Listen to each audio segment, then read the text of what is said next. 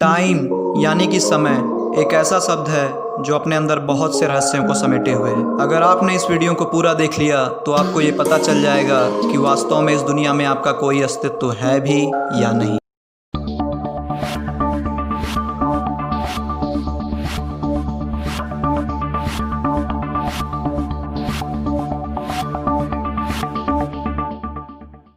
Time यानी कि समय, ये जो वर्ड है, इस वर्ड से तो हम सब लोग फैमिलियर हैं ही, बट लोग अक्सर पूछते हैं कि टाइम है क्या, टाइम असल में है भी या नहीं, क्या ये सिर्फ इंसान की बनाई हुई एक कल्पना है, क्या पास्ट, प्रेजेंट और फ्यूचर एक साथ एग्जिस्ट करते हैं, क्या हम पास्ट और फ्यूचर में जा सकते हैं, क्या हम टाइम ट्रेवल कर सकते हैं। एरिस्टोटल ने एक बार कहा था, time is the most unknown of all unknown things, यानी सभी अननोन चीज़ों में टाइम सबसे बड़ा अननोन खुद ही है। तो टाइम आखिर है क्या? बट ये जानने से पहले हमें ये जानना होगा कि टाइम का पता हम कैसे लगाते हैं, मतलब कि हमें ये कैसे पता चलता है कि कितना टाइम हुआ है। तो इन सब बातों को जानने के लिए हम मूवमेंट्स का सहारा लेते हैं, मतलब कि जब कोई चीज़ एक जगह से दूसरी जगह पर मूव करती है तब हमें यह पता चलता है कि कितना टाइम हुआ है। चाहे वो मूव करने वाली चीज़ कोई घड़ी हो या सूर्य हो या फिर वो कोई बैटरी बेस्ड घड़ी हो जिसमें बैटरी के इलेक्ट्रॉन्स एक जगह से दूसरे जगह पर मूव करते हैं। तो जब कोई चीज़ एक जगह से दूसरे जगह पर मूव करती है तब हमें पता चलता है कि कितना टाइम हुआ है। यानी जब कोई चीज़ एक जगह से दूसरी जगह पर जाती है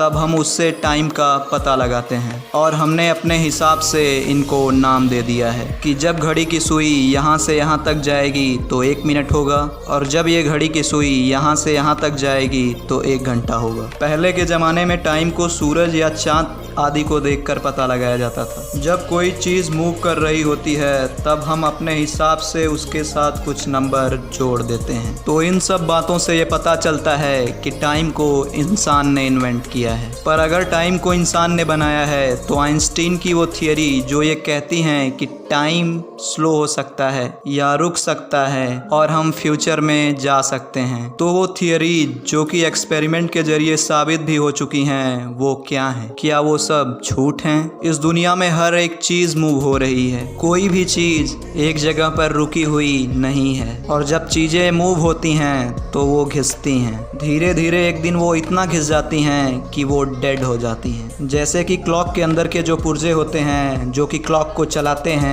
तो जब वो मूव करते हैं तो वो धीरे धीरे घिसते भी हैं, और घिस घिस कर एक दिन वो क्लॉक डेड हो जाती है। ठीक इसी तरह से हमारा शरीर भी वर्क करता है, ये भी धीरे धीरे समय के साथ घिसता है और एक दिन डेड हो जाता है। इसी तरह से दुनिया की हर एक चीज़ मूव करती है, और इन मूवमेंट्स को ही हमने टाइम का नाम दे दिया है। अब मैं जो बताने जा रहा हूँ उसको ध्यान से सुनिएगा।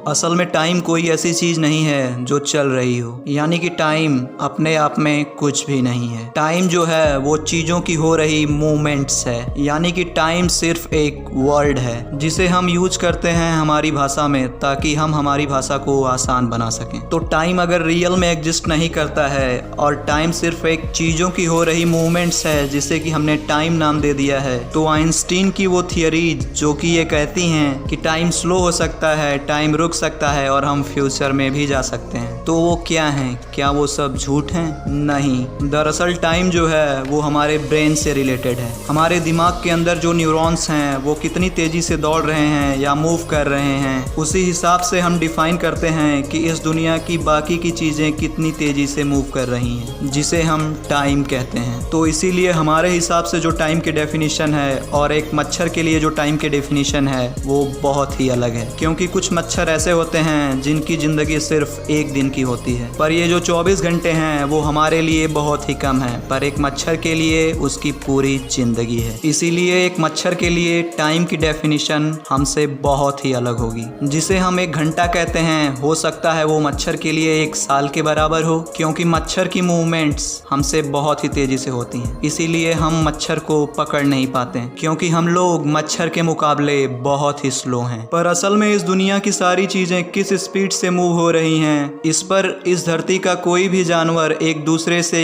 कभी भी एग्री नहीं करेगा, क्योंकि हर किसी का दिमाग एक दूसरे से डिफरेंट स्पीड से चल रहा है। अगर किसी जानवर का दिमाग तेज स्पीड से चल रहा है तो उसे ये दुनिया स्लो चलती हुई नजर आएगी, बट अगर किसी जानवर का दिमाग स्लो चल रहा है तो उसे ये दुनिया तेज चलती हुई नजर आएगी। यानी कि क्लॉक का अपने आप में कोई वजूद नहीं है, यानी टाइम अपने आप एग्जिस्ट नहीं करता है, वो हमारे ब्रेन की वजह से एग्जिस्ट करता है। टाइम अपने आप में कुछ भी नहीं है, टाइम है तो सिर्फ हमारे ब्रेन की वजह से। हमारा ब्रेन खत्म तो हमारे लिए टाइम भी खत्म। इस बात को हम और भी अच्छे तरीके से समझ सकते हैं एक एग्जाम्पल के जरिए। सपोज कीजिए कि इस दुनिया के सारे इंसान और जानवर खत्म हो जाएं, ये धरती बिल्कुल डेड हो जाए चांद की तरह, तो क्या फिर भी टाइम का कोई वजूद होगा? जब पास्ट या हिस्ट्री के बारे में हम सोचते हैं तो हम क्या सोचते हैं? हम इंसानों की हिस्ट्री के बारे में सोचते हैं, हम राजा महाराजाओं की हिस्ट्री के बारे में सोचते हैं, या हम डायनासोर्स के बारे में सोचते हैं। जब हम ये सब सोचते हैं तो क्या हम टाइम के बारे में सोचते हैं?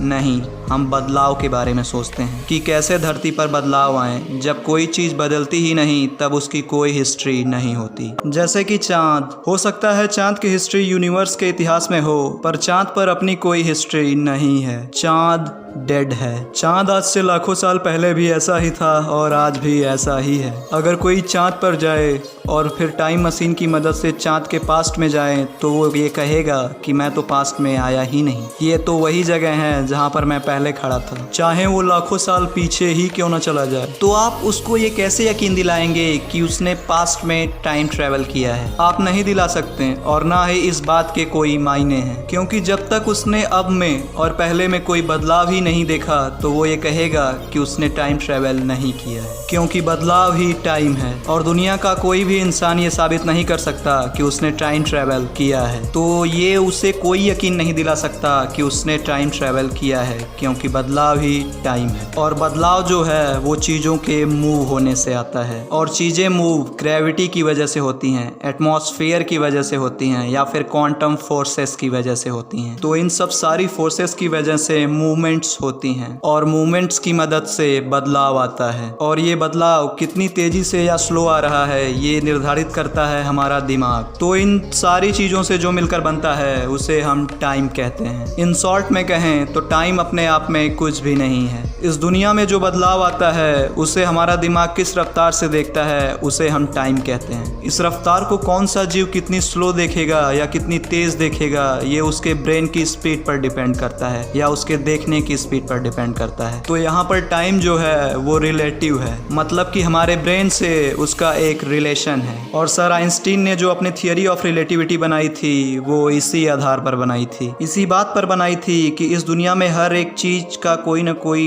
एक दूसरे चीज से रिलेशन है, यानी कि हर एक चीज रिलेटिव है। हर एक चीज का किसी दूसरी चीज से रिलेशन है। इस दुनिया में किसी भी अकेली चीज का कोई मतलब नहीं है। साइज भी रिलेटिव होता है, छोटे के बिना बड़े का कोई मतलब नहीं है, या बड़े के बिना छोटे का कोई वजूद नहीं है। दिन के बिना रात का कोई वजूद नहीं है, और रात के बिना दिन का कोई वजूद नहीं है। कोई भी चीज कितनी छोटी है या कितनी बड़ी है ये हमेशा इस बात से पता चलेगा कि उसके आसपास की चीजें कितनी बड़ी या छोटी हैं। यहाँ तक कि स्पीड भी रिलेटिव है, ये देखने वाले के फ्रेम ऑफ रेफरेंस पर डिपेंड करती है। यानी कि इस दुनिया में किसी भी अकेली चीज का कोई वजूद नहीं है, और यही है आइंस्टीन की थियरी ऑफ रिलेटिविटी का आधार, जिसकी सच्चाई को कोई झुठला नहीं सकता। और ये आधार इतना ज्यादा मजबूत है कि आइंस्टीन ने इसके ऊपर दुनिया की सबसे दो बड़ी थियरीज दे डाली। Number 1 special theory of relativity, number 2 general theory of relativity. तो यार इस वीडियो में बस इतना ही। उम्मीद है कि आपको टाइम का कॉन्सेप्ट समझ में आया होगा। अगर वीडियो पसंद आई हो तो इसे प्लीज लाइक एंड शेयर कीजिए। अगर कोई भी बंदा इस चैनल पर पहली बार आया है तो प्लीज चैनल को सब्सक्राइब कर ले, क्योंकि आगे इसी तरह और भी मजेदार कंटेंट्स इस चैनल पर आने वाले हैं। और वीडियो कैसी लगी कमेंट सेक्शन में लिखना ना भूलें। तो मिलते हैं आपसे अगली वीडियो में, तब तक के लिए जय हिंद।